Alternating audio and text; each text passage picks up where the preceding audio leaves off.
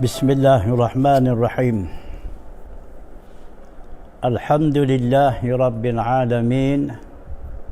Wassalatu wassalamu ala ashrafil mursalin Sayyidina wa maulana Muhammad wa ala alihi wa sahbihi ajma'in.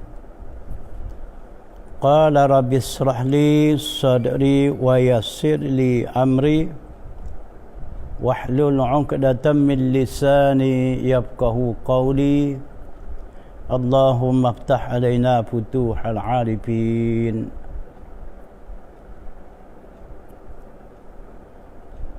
Hari ini kita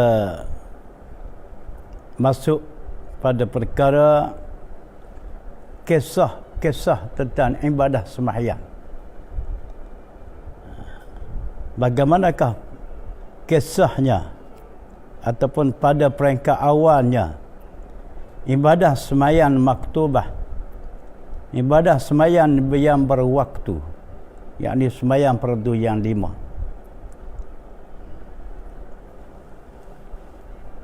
Suatu masa Nabi Isa AS pada kisahnya, ia memasuki ke sebuah kampung yang permai, yang aman, yang damai. Suasana perkampungan tersebut tumbuh-tumbuhan yang hidup dengan subur sekali, serta binatang ternakan menjadi-jadi. Kalau kambing memang beranak atau beriak, ayam itik biasalah. Begitulah keadaan suasana perkampungan yang dimasuki oleh Nabi Isa AS. Demikian juga sungai-sungai yang mengalir dengan jernihnya air. Kampung tersebut ada padanya anak-anak sungai yang mengalir air yang sangat jernih. Selepas dari itu, memasuki pula oleh Nabi Isa AS pada kali kedua pada kampung tersebut. Selang tak lama, Nabi Isa akan masuk pula kampung tersebut. Maka didapati suasana keadaan kampung tersebut sudah jadi musnah sama sekali. Antara kemusnahannya, sungai-sungai sudah jadi kering, bumi sudah gersang, dah tak ada air, kering ketung. Tanaman sudah mati, ternakan binatang sudah tidak ada lagi. Hatta penghuni kampung tersebut sudah tiada menetap. Tidak ada lagi siapa yang duduk di diami kampung. Bertolak dari situ, maka lalulah heran Nabi Isa AS. Apa hal terjadi pada keadaan kampung tersebut? Pening Nabi Isa nak fikir dah. Dalam suasana gitu, maka lalu diwahyu oleh Allah kepada Nabi Isa dari hal kampung tersebut. Wahyu Allah kepadanya, datang seorang laki-laki yang tiada sembahyang. Laki-laki masuk kampung tu, laki-laki tak sembahyang. Dia kena sembahyang di sini, sembahyang mengikut syariat dia lah. Sembahyang kita mengikut syariat Nabi kita Muhammad sallallahu alaihi wasallam. Ini cerita sembahyang syariat yang lebih dahulu lagi. Laki-laki yang tak sembahyang masuk dalam kampung tersebut, lalu membasuh muka dengan air sungai yang mengalir di kampung itu. Maka itulah menjadi sebabnya dibala oleh Tuhan, perkampungan itu sudah jadi mati. Air sungai jadi kering, suasana bumi jadi gersang, tanaman pun matilah, tak ada air, ternakan pun nak apa begitu jugalah. Maka penghuni pun tak mau duduk lagi dah, sebab dia bergantung kepada air. Air tak ada, macam mana gaya nak hidup? Begitulah gambaran kisah ni. Dapat kita ambil pengajaran daripadanya betapa murkanya Allah Ta'ala ke atas orang yang tak semayang. Tak kira lah semayang syariat mana pun. Sehingga dia guna air itu buat basuh muka sekali. Habis musnah kapur tersebut sama sekali. Itu satu kisah. Kisah yang kedua,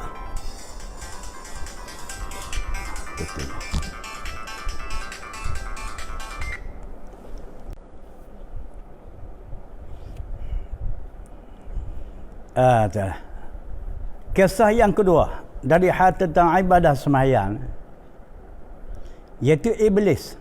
Ini kisah iblis. Ia enggan sujud kepada Nabi Adam AS.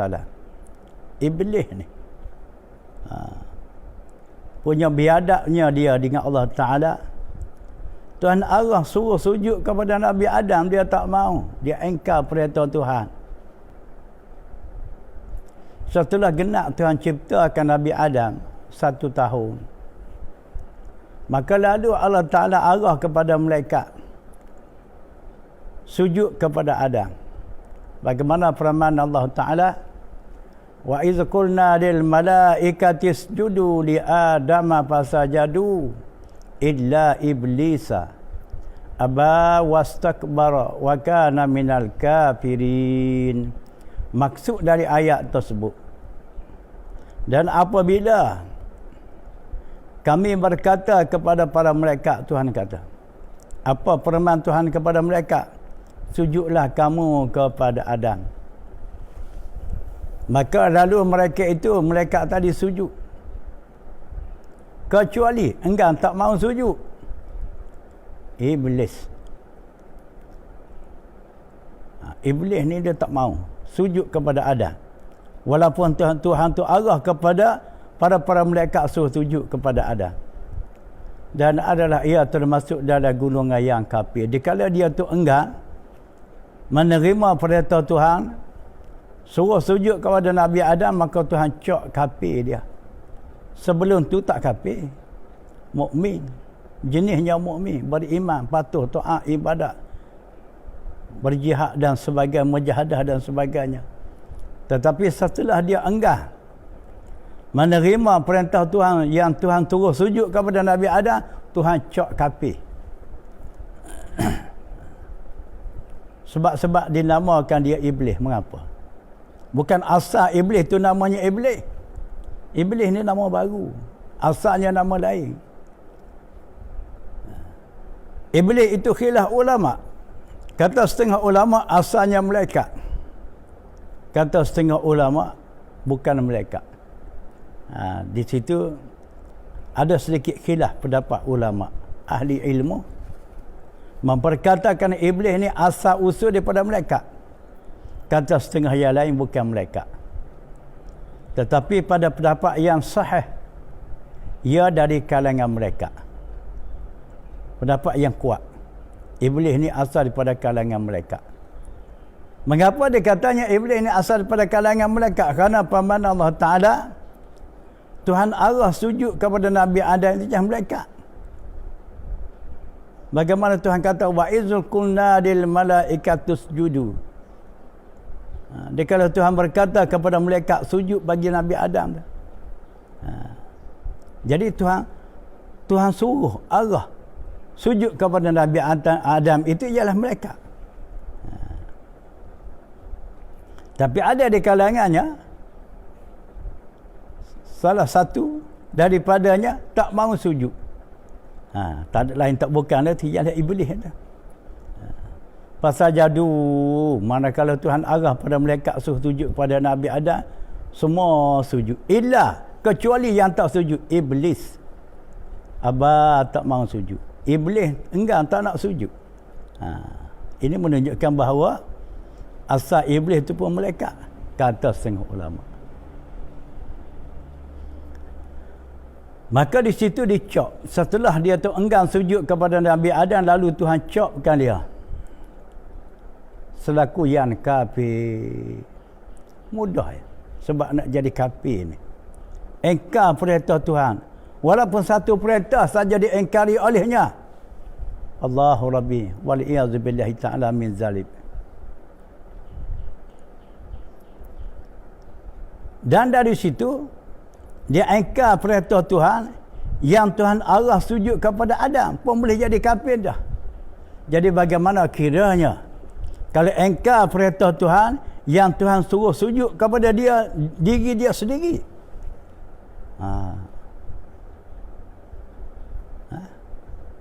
Dan kalau orang tak semayang, kalau tak semayang, kata-kata sehari semalam saja tak semayang. Sehari semalam ni artinya cukup banyak dah engkar perintah sujud kepada Allah. Dah cukup banyak dah. Kalau subuh 1 rakaat 2 kali sujud. Kalau 2 rakaat 4 kali sujud. 4 kali sujud. Kalau Maghrib 3 rakaat 6 kali sujud.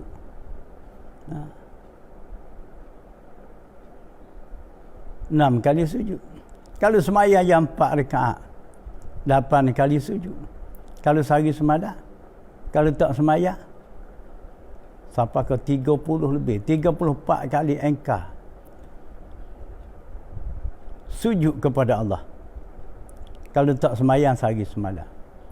Kalau setahun, bayangkanlah dah betapa besarnya salah. Sedangkan iblis engkar perintah Tuhan, sujud kepada Nabi Adam, satu perintah saja diengkari olehnya. Satu kali saja perintah Tuhan diengkar pun dicok kafir oleh Tuhan. Bagaimana kiranya kalau banyak sekali engkar perintah Tuhan yang Tuhan suruh sujud sembahyang ni, sujud kepada dia, bukan sujud kepada makhluk.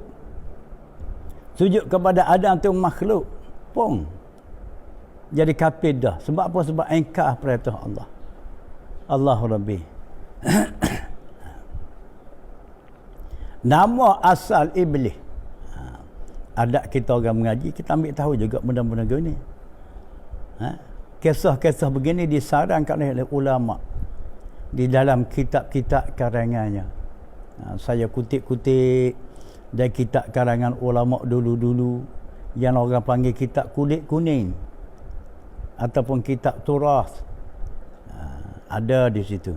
Tapi kitab Jauharul Mauhub karangan Syekh Abdul Wahab, karangan Syekh Wan Ali Abdul Rahman Kutan Al-Kelantani. Kitab Al-Yawaqitul Wajawa Al-Yawaqitul wal Jawahir, Yawaqit Al-Jawahir karangan Syekh Abdul Wahab Sya'rani. Kitab Munyatul Musalli, antara tek rojokkan kisah yang saya kemuka di sini ialah karangan Syekh Daud Abdullah Al-Fatani dan lain-lain lagi kitab. Jadi kita akui kitab-kitab tersebut adalah benar kerana kita nilaikan ketokohan pengarang kitab itu, ulama yang muktabar, Syekh Daud Petani, Syekh Wa Ali Kutan, Syekh Abdul Wahab Sya'rani, ulama sampai mereka aulia pada zamannya. Cumanya kita tak biasa dengar dari hal begini ni sebab kita jarang baca kitab. Jarang baca kitab. Dia tak ada cerita dalam surat khabar benda-benda begini. Hanya ada dalam kitab. Nama Azazil, nama asal iblis tu ialah Azazil.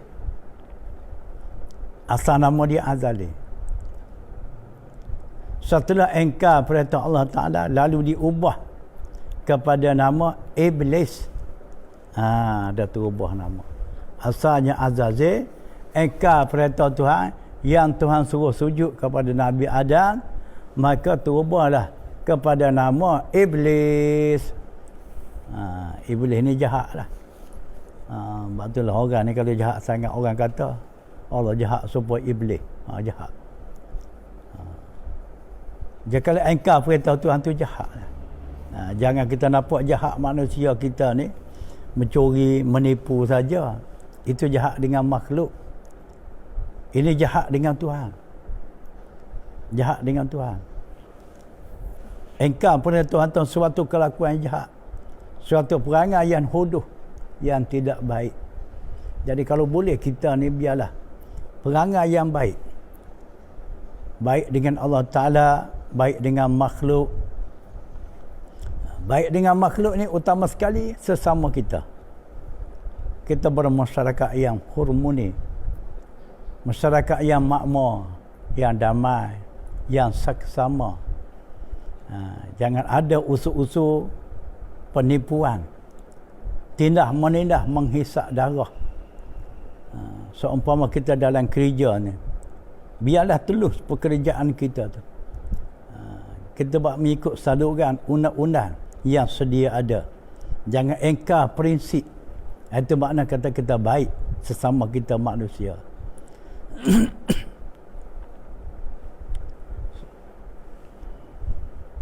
Suatu kisah tentang Azazil tadi. Kisah tentang Azazil ataupun kisah asal iblis tadi. Bahawa mereka Israfil telah terlihat pada Lauh Mahfuz.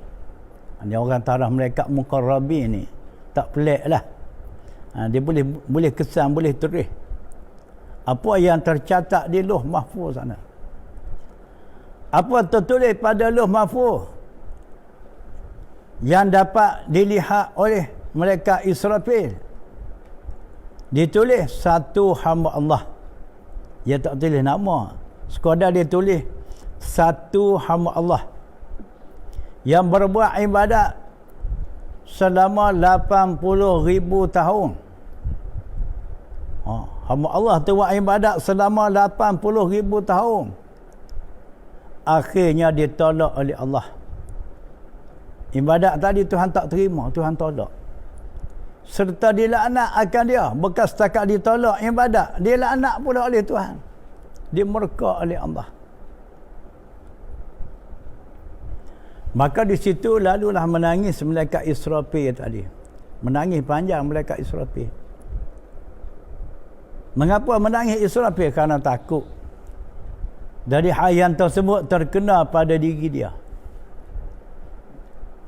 Dengan yang demikian, manakala dapat tahu oleh malaikat-malaikat yang lain dari hal pengetahuan yang diketahui oleh malaikat Israfil tadi, malaikat lain pun tumpah menangis sama juga, takut terkena diri dia masing-masing. Maka lalulah gulung malaikat tadi buat musyawarah. Bagaimana kiranya masalah kita sekarang? Kita takut naik nama. Kamu takut naik nama kamu. Orang ni pula takut naik nama dia. Sebab dia tak tulis nama sianu-sianu, hanya dia tulis satu hamba Allah yang buat ibadat 80,000 tahun, ibadatnya ditolak oleh Allah serta dilaknat oleh Tuhan akan dia. Itu sebab menjadi takut oleh para malaikat. Takut terkena pada diri masing-masing. Lalu dia mesyuarat buat dia beginilah. Kita pergi jumpalah maha guru kita, iaitu Azazil. Dia pergi jumpa Ustaz Azazil. Apa tujuan dia pergi jumpa Azazil? Nak minta jasa baik Azazil. Tolong mendoakan baginya agar tidak termasuk ia selaku hamba Allah yang amalan ditolak oleh Tuhan tadi. Sebab malaikat tahu Azazil di masa itu doanya dia mustajab. Doa Azazil daripada awalnya mustajab sebab dia orang kuat ibadat, orang taat perintah Allah. Manakala lalulah malaikat tadi jumpa Azazil, dia pun ceritalah dari halnya, dari hal Israfil yang terlihat. Tertulis di Lauh Mahfuz, satu hamba Allah yang beribadat 80,000 tahun, amal ibadat ditolak oleh Allah. Maka lalu Azazil tadi pun dah ramai minta tolong, tak ada pilihan lah, doalah dia. Lalu dia berdoa, Allahumma la taghdab alaihim, Allahumma la taghdab alaihim, wahai Tuhanku, janganlah kamu marah atas mereka itu. Dia minta Tuhan jangan marah kepada golongan malaikat ni. Golongan-golongan malaikat yang mari jumpa dia ni. Jangan Tuhan marah. Dia minta jangan Tuhan marah. Tetapi sayangnya, dia lupa minta doa untuk diri dia. Dia doa untuk orang. Diri dia terlupa. Jadi kita hari ni dalam perkara ni, di samping kita jaga orang lain, utama sekali kita sendiri kena jaga. Sebagaimana masyarakat kita hari ni. Jadi kalau berlaku kematian, kita tidak lupalah buatlah tahlil arwah untuk si mati. Okeylah, itu suatu amalan baik. Amalan patut dikekalkan. Tetapi masalah kita, yang kita bertahlil untuk orang tu, sebanyak manakah kita bertahlil untuk diri kita sendiri? Amal, ibadah, kebajikan yang kita buat, betullah kita kena fikir juga. Betul tak betul kita nak tahlil untuk orang, kita kena muhasabah bagi diri kita. Aku ni hadiah pahala zikir untuk orang. Zikir untuk diri sendiri banyak mana? Sehari semalam aku set banyak mana untuk berzikir? Kita kena ada amalan untuk diri kita sendiri. Mengikut pendapat ulama fiqh, setidak-tidak kita mahu berzikir 313 sehari semalam. Setiap hari kena ada 313. Kena set.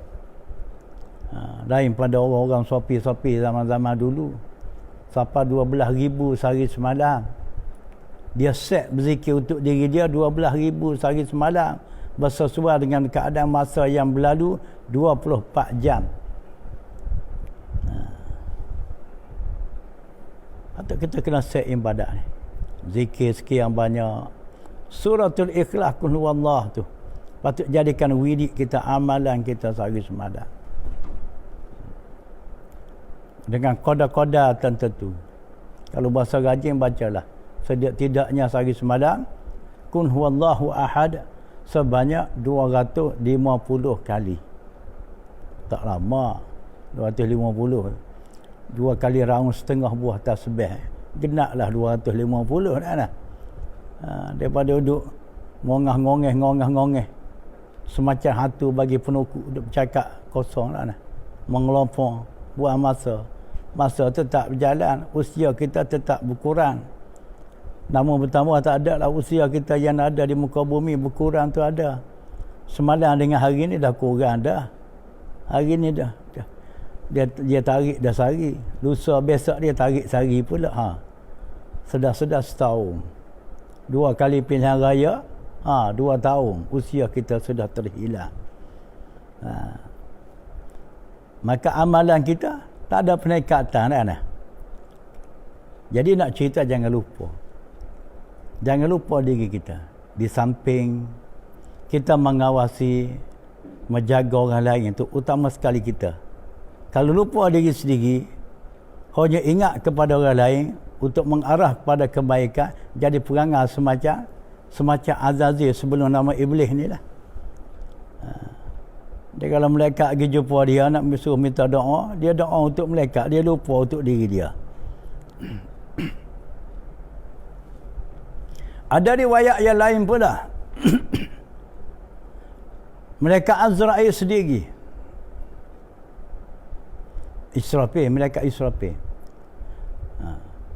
Malaikat Israfil sendiri terlihat di atas pintu syurga ada tertulis. Ada riwayat yang lain. Malaikat Israfil terlihat di atas pintu syurga tertulis, satu hamba Allah yang muqarrabin, yang hampir dengan Tuhan, disuruh oleh Allah kepadanya suatu perkara. Dia tak cerita perkara apa, sekadar tu saja ditulis.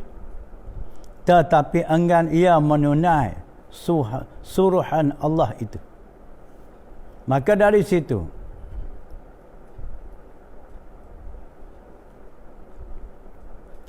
lalulah malaikat tersebut minta Allah Ta'ala. Maka dari situ Ni kisah yang kedua. Kisah yang kedua ni Azazil, bukan malaikat Israfil. Azazil sendiri terlihat. Di atas pintu syurga tu ada tertulis satu hamba Allah yang muqarrabin, disuruh oleh Allah kepada dia suatu perkara, tetapi enggan ia menunaikan suruhannya itu. Maka dari situ lalulah Azazil tadi minta dengan Tuhan nak melaknatkan hamba Allah tersebut. Dia minta jasa baik dengan Tuhan, ya Rabbi, ya Tuhan, aku nak laknatkan orang tu selama 1000 tahun. Dia duduk laknat orang tu selama 1000 tahun. Akhir sudahnya, rupa-rupanya kena pada diri dia sendiri, dia tak sedar yang tertulis tu pada diri dia. Jadi kesilapan besar Azazil ni, dia lupa diri. Dia lupa diri dia. Kalau buat salah duk nampak orang, tak nampak diri dia. Kalau nak suruh jadi baik, orang suruh jadi baik, diri dia tu dia lupa. Sebab itulah kita ni kok mana sekalipun, walaupun kita bahasa kita ni sempurna, pada sebahagian perkara saja, sebahagian yang lain belum tentu lagi sempurna. Dia kata kita kena ada pada menilaikan diri kita tu. Cacat celah sedikit sebanyak tu ada. Sebab kita ni bukan jenis manusia yang maksum. Tapi perangai Azazil ni, perangai berbesar diri tu ada pada hati dia. Terbawa-bawa lah sifat akuh dia ni ke peringkat Allah Ta'ala, arahkan dia suruh sujud kepada Adam pun dia tak mau. Sebab ada sifat angkuh, sifat besar diri, sifat sombong, sifat gah dia tu. Sebab apa dia tak mau sujud kepada Adam? Sebab dia nilai bahawa Adam tu Tuhan jadikan dia daripada tanah. Dia ni bukan jenis kejadian daripada tanah. Maka tak adakah patut kita ni, Azazil tadi, dia nak sujud kepada Adam yang Tuhan ciptakan dia daripada tanah yang hina. Itu dah sifat angkuh dia tu. Dia tak nilai. Itu adalah perintah Allah. Manakala Allah tak perintah kepadanya, apa sesuatu tetap kita kena patuh. Bagaimana Nabi Ibrahim alaihissalam diperintah oleh Tuhan menyembelihkan anak kesayangannya Nabi Ismail. Sanggup dia sembelih oleh Nabi Ibrahim. Tapi tak sampai mereka sembelih sungguh dah. Dengan secepat kilat. Dikala Nabi Ibrahim nak sembelih anaknya Ismail tadi, Tuhan gantikan dengan seekor binatang kibah yang besar, yang gemuk, datang daripada syurga.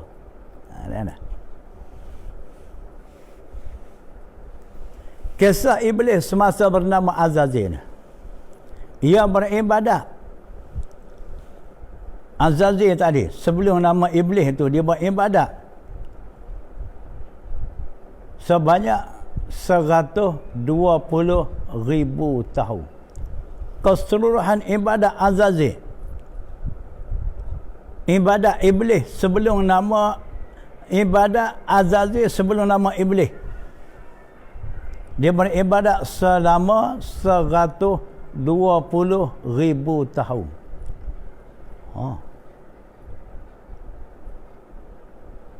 Kerana 40 tahun ia beribadat di Khazinatul Jannah, tempat yang elit. Khazinatul Jannah 40,000 tahun. 40,000 tahun pula dia mengajar para malaikat. Jadi maha guru malaikat dia ni, iblis tu. Sebab itulah hari ni kita tak pelik. Kalau orang kena sapuk ke jin, ke hatu raya, ke jemalan, kita baca ayat Quran, dia boleh baca. Bahkan fasih dia dibaca oleh kena sapuk tadi lebih fasih daripada Tok Bomo yang tak berapa mengaji tadi. Sebab apa? Sebab orang kena sapuk tu dirasuk oleh syaitan, oleh jin, oleh iblis. Yang iblis ni orang tahu selok belok. Dalam perkara-perkara agama dia tahu.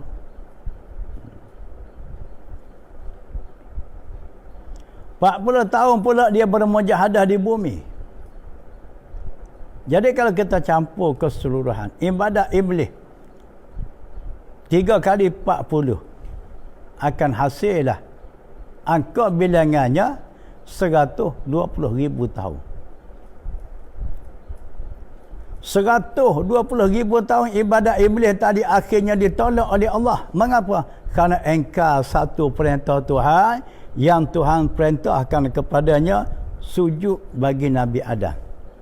Satu perintah ditolak. Habis. Allah Rabbi. Itu baru setakat sujud kepada Adam.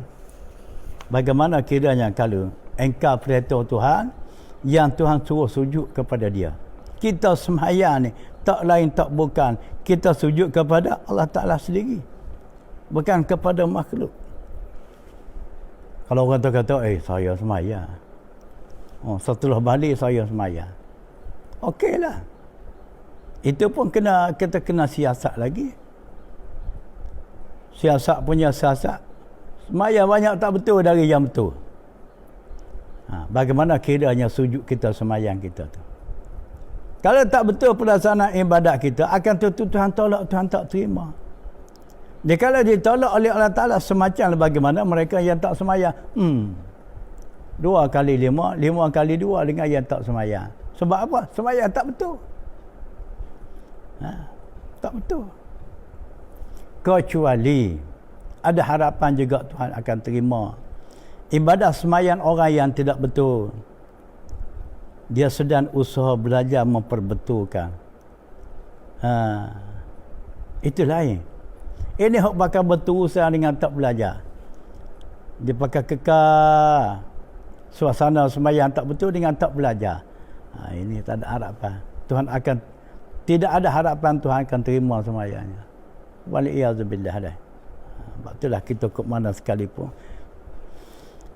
Selepas daripada kita memperbetulkan iman kita, akidah kita, diperbetulkan pula ibadah yang menjadi tonggak di dalam agama, iaitu sembahyang.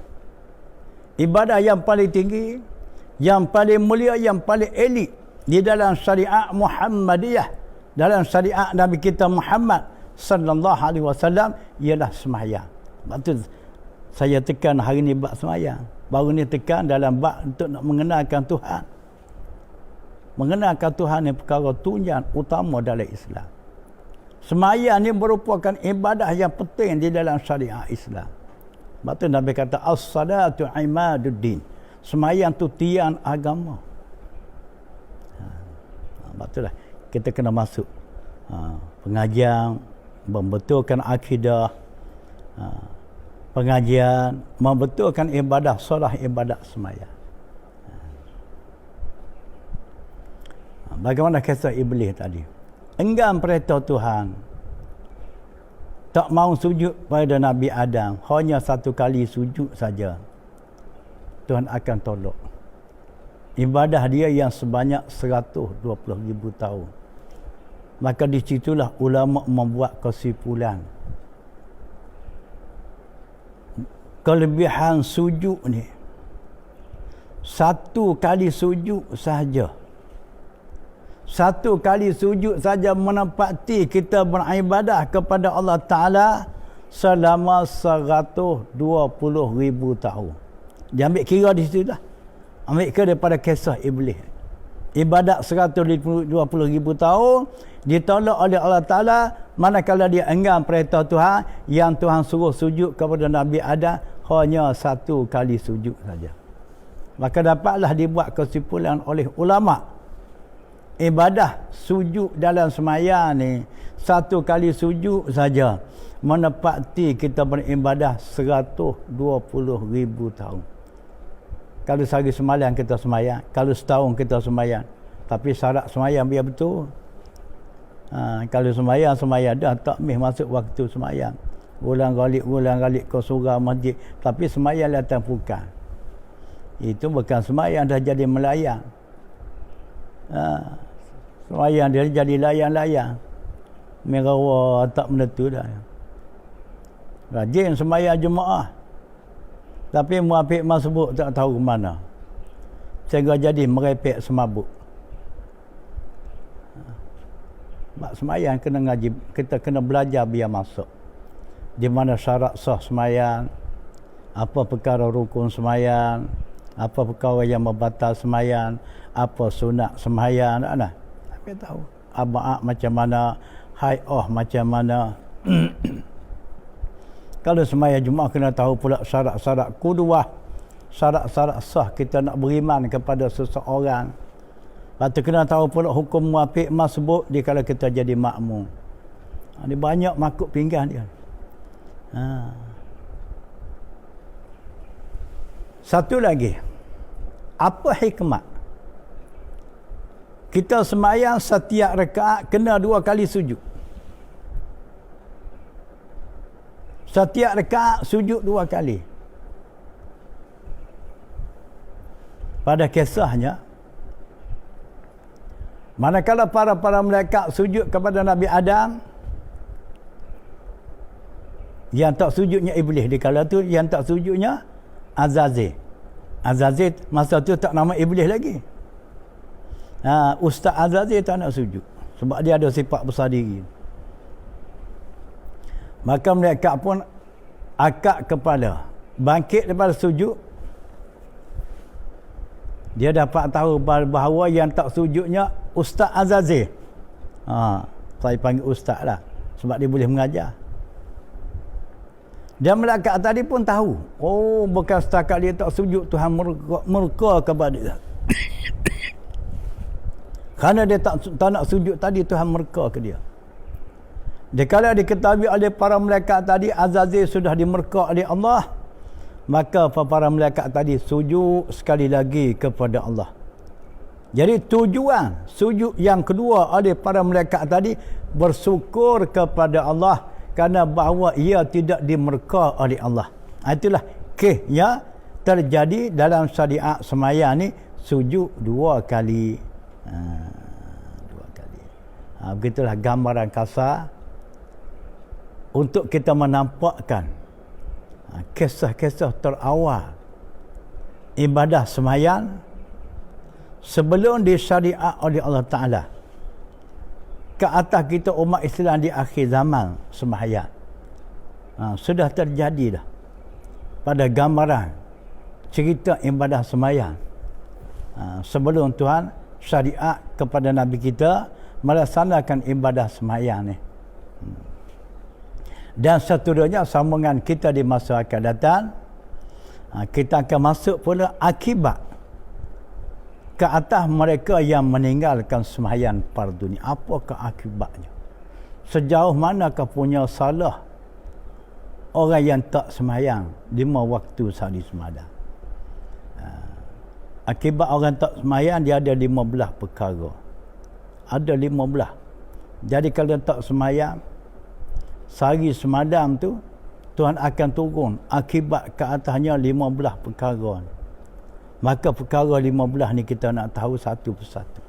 Sebab itulah gaya hidup orang tak semayang ni tak berkat.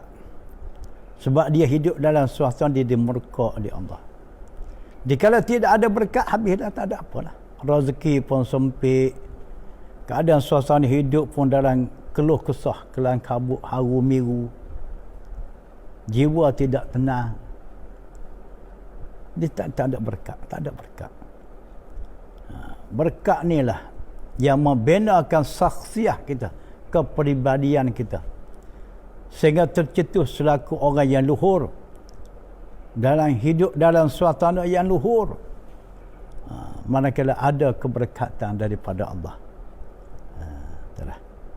InsyaAllah kita akan bersambung minggu hadapan, ialah akibat ke atas mereka yang meninggalkan sembahyang. Sebab tu kita kena rajin sembahyang ni. Biar jangan rasa tak cukup dengan sekadar sembahyang fardu. Biar rajin sampai buat yang sembahyang sunat. Jangan berasa cukup dengan fardu, sunat tu biarlah. Jangan begitu. Macam kita kata pagi-pagi sebelum gelincir mentari, setelah naik mentari, itu adalah peranggan jarak sembahyang sunat duha. Sunat duha patut dibuat. Kalau kita usaha cari rezeki Semayang sunat zuhur kita lakukan, rezeki yang kita dapat tu diberkati Allah. Antara lain lagi, sesiapa yang beristiqamah semayang sunat duha, Tuhan akan buka pintu-pintu rezeki. Sebab itulah selepas semayang sunat duha tu ada doa yang khusus baginya. Di dalam doa tu terkandunglah kita minta buka pintu-pintu rezeki daripada Allah Ta'ala. Allahumma in kana rizqi bis sama'i fa'anzil. Kita minta Tuhan akan turun rezeki daripada langit. Wa in kana fil ardi fa'akhrij. Kalau dalam perut bumi itu biarlah keluar naik. Wa in kana fil bahri fa'atla'. Kalau ada di dasar laut tu biar naik, biar mari. Kan? Comel doa digubah oleh ulama yang kadang-kadang maksud doa tu datang daripada Nabi, sampai kepada Nabi. Itulah berkat. Sekadar itu dulu. Wallahu a'lamu bis-shawab.